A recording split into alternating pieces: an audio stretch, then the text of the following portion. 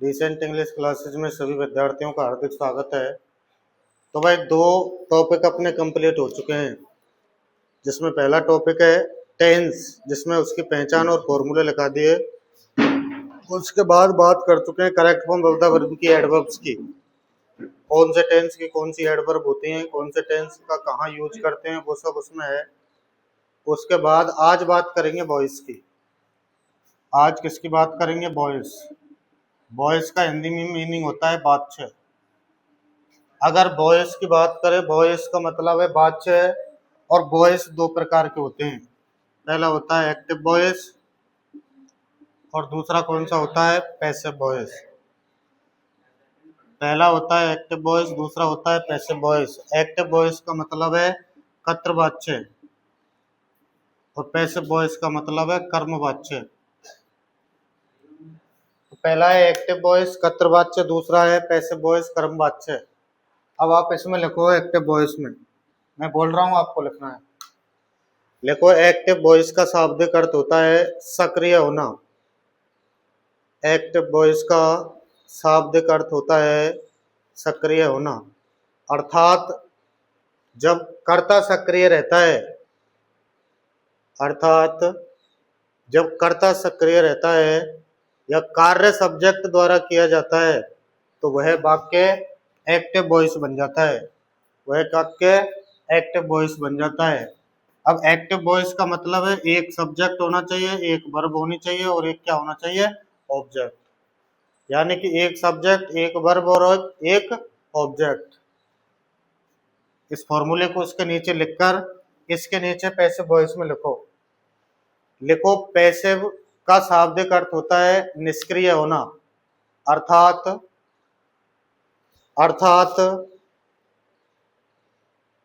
जब कार्य सब्जेक्ट के द्वारा नहीं किया जाता है, अर्थात जब कार्य सब्जेक्ट के द्वारा नहीं किया जाता है और कार्य कर्म के द्वारा किया जाता है तो ऐसी स्थिति पैसिव वॉइस होती है। तो ऐसी स्थिति पैसिव वॉइस होती है। इसका फॉर्मूला देख लो। इसमें सबसे पहले क्या आएगा? ऑब्जेक्ट, के बाद क्या आएगी? हेल्पिंग वर्ब, के बाद क्या आएगी? थर्ड वर्ब, के बाद क्या आएगा? बाई, और के बाद क्या आएगा? सब्जेक्ट। भाई कोई भी वाक्य अगर एक्टिव का होगा तो उसमें 3 चीज 100% होंगी, सब्जेक्ट, वर्ब और ऑब्जेक्ट। और कोई भी वाक्य अगर पैसिव का होगा तो उसको किस में चेंज करना पड़ेगा? सबसे पहले ऑब्जेक्ट, के बाद हेल्पिंग, के बाद थर्ड वर्ब, के बाद बाई और के बाद सब्जेक्ट। अब सबसे पहली बात, एक टेबल है उसको आपको लिखना है, जिसमें मैं लिखता हूँ एक तो सब्जेक्टिव केस, दूसरा पजेसिव केस और तीसरा है ऑब्जेक्टिव केस। अब सब्जेक्टिव केस का मतलब है I, we, you, he, she, it, they.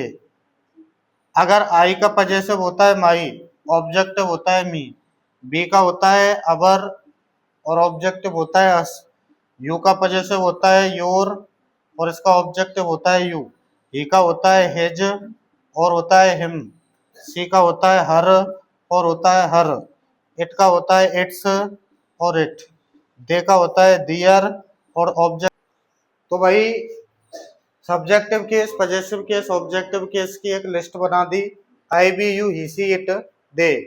अब इसका पजेसिव होता है my, our, your, his, her, its, their. Object होते हैं me, us, you, him, her, it और देम। तो ये हो गए सब्जेक्टिव केस, पजेसिव केस और ऑब्जेक्टिव केस। अब इसको भी टेंस वाइज पढ़ेंगे, इनको भी बिल्कुल टेंस वाइज अब पढ़ेंगे भाई। और सबसे पहला बेसिक पढ़ लें अपन, बेसिक सेंटेंस। और इसमें सबसे पहला टेंस है प्रेजेंट इंडेफिनिट। पहला ही कौन सा है? Present indefinite.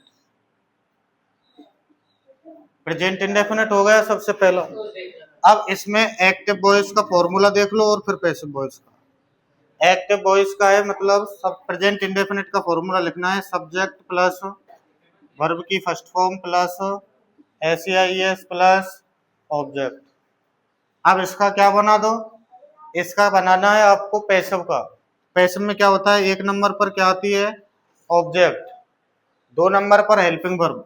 दो नंबर पर क्या आएगी, हेल्पिंग वर्ब। प्रेजेंट इंडेफिनिट को किसमें बदलते हैं, कंटिन्यूअस में, तो क्या आ जाएंगे, एजेमार के बाद क्या आ जाएगी, थर्ड वर्ब, वर्ब की थर्ड फॉर्म। और ये भी आपको याद रखना है, जब भी आप पैसिव बनाओगे तो पैसिव वॉइस में हमेशा वर्ब की थर्ड फॉर्म आती है। के बाद क्या आ जाएगा, बाई, और के बाद क्या आ जाएगा, सब्जेक्ट। बस ये कहानी है। देखो कुछ एग्जांपल, जैसे सी सिंग्स ए स्वीट सॉन्ग, और देख लो, आई टीच इंग्लिश ग्रामर, और देख लो, ही लर्न्स ए लेसन, और देख लो। तो भाई इसका एक्टिव वॉइस और पैसिव वॉइस, तो सबसे पहले हो गया सब्जेक्ट, सब्जेक्ट क्या है, सी के बाद क्या है, वर्ब, वर्ब क्या है, सिंग्स, ये स्वीट सॉन्ग क्या बच गया, ऑब्जेक्ट। यानी कि वर्ब के बाद का टाइम और प्लेस को छोड़कर सारा सारा सब्जेक्ट क्या है, पीछे का हिस्सा ऑब्जेक्ट। तो इसका पैसिव बना दो, पैसिव क्या बन जाएगा, ए स्वीट सॉन्ग इज संग बाई। अब ये सी है, सी का ऑब्जेक्ट में ले जाएंगे तो इसका कौन सा फॉर्म लिखना पड़ेगा, ऑब्जेक्ट। भाई लिस्ट याद करनी पड़ेगी, सी हर हर। अब आई टीच इंग्लिश ग्रामर, तो इसका क्या बन जाएगा, इसका बन जाएगा इंग्लिश ग्रामर। अब इंग्लिश ग्रामर सिंगुलर है तो क्या आ जाएगा, एज, एज के बाद क्या आ जाएगा, टॉट, टॉट के बाद क्या आ जाएगा, बाई, और बाई के बाद क्या आ जाएगा, मी। ऐसे इसको बना दो, क्या बन जाएगा, ए लेसन, ए लेसन के बाद क्या आ जाएगा, एज, एज के बाद थर्ड वर्ब आ जाएगी, लर्नड बाई, और ही का ऑब्जेक्टिव केस क्या होता है, हिम। ऐसे इसका क्या बन जाएगा, a poem is learned by you. ये हो गया प्रेजेंट इंडेफिनिट। इसके बाद आता है प्रेजेंट कंटिन्यूअस। प्रेजेंट कंटिन्यूअस को देख लो,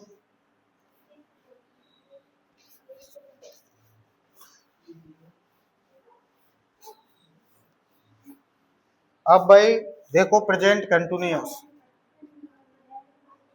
और प्रेजेंट कंटिन्यूअस में क्या करना है, subject plus is am are plus verb की first form plus ING plus object. इसका क्या बना देंगे, ऑब्जेक्ट प्लस एजेमार। बस यही ध्यान रखना है। इसमें हेल्पिंग वर्ब के बाद क्या आएगा, बीइंग। जब भी कंटिन्यूअस पढ़ोगे उसमें एजेमार वॉज के बाद क्या लगाना पड़ेगा, बीइंग। के बाद वर्ब की कौन सी फॉर्म आएगी, थर्ड फॉर्म। के बाद क्या आएगा, बाई, और के बाद क्या आएगा, सब्जेक्ट।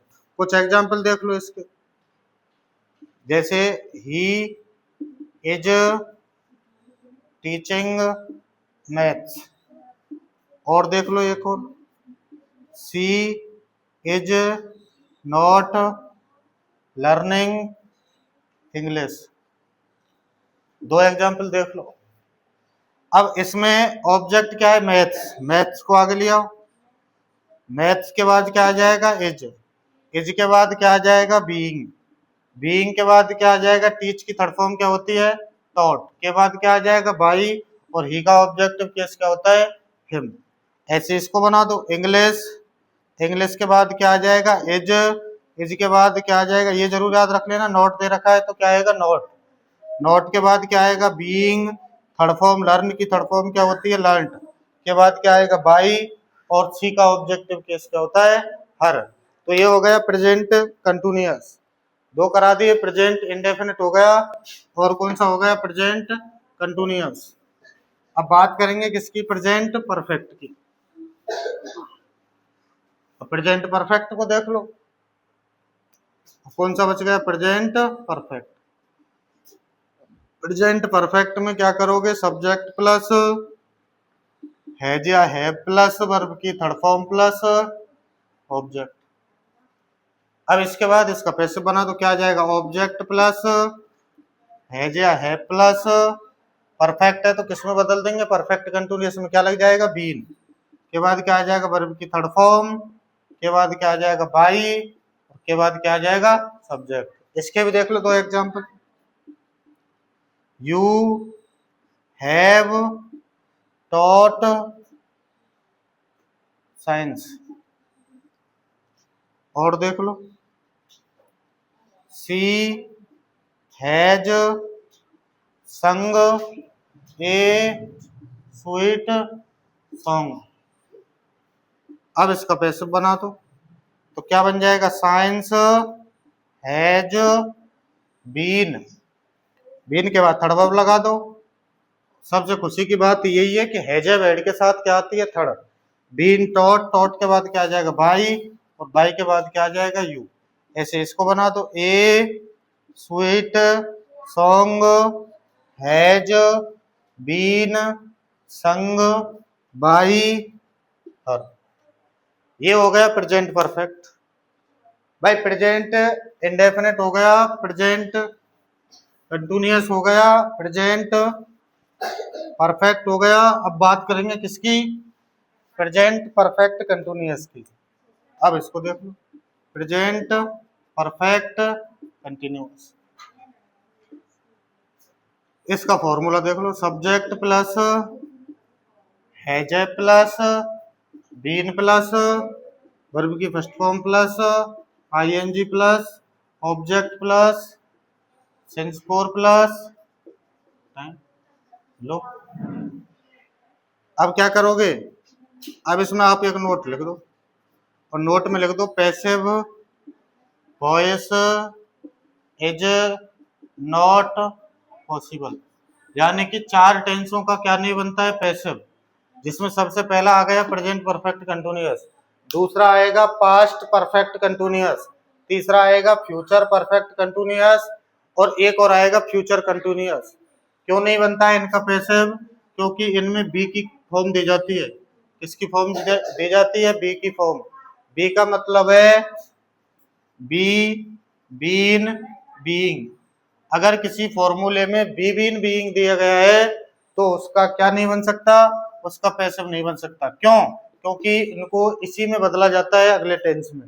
इसलिए present perfect continuous, past perfect continuous, future perfect continuous और फ्यूचर कंटिन्यूअस, इनका कभी भी क्या नहीं बनता है, पैसिव। तो आज वॉइस में एक टेंस पूरा हो गया प्रेजेंट, कल बात करेंगे पास्ट की, और फिर उससे दिन अगले दिन किसकी बात करेंगे, फ्यूचर की। जितने भी बच्चे इस वीडियो को देख रहे हैं, अधिक से अधिक वीडियो को देखें, चैनल को सब्सक्राइब, लाइक, कमेंट, शेयर करें। आज के लिए इतना ही, धन्यवाद, नमस्कार।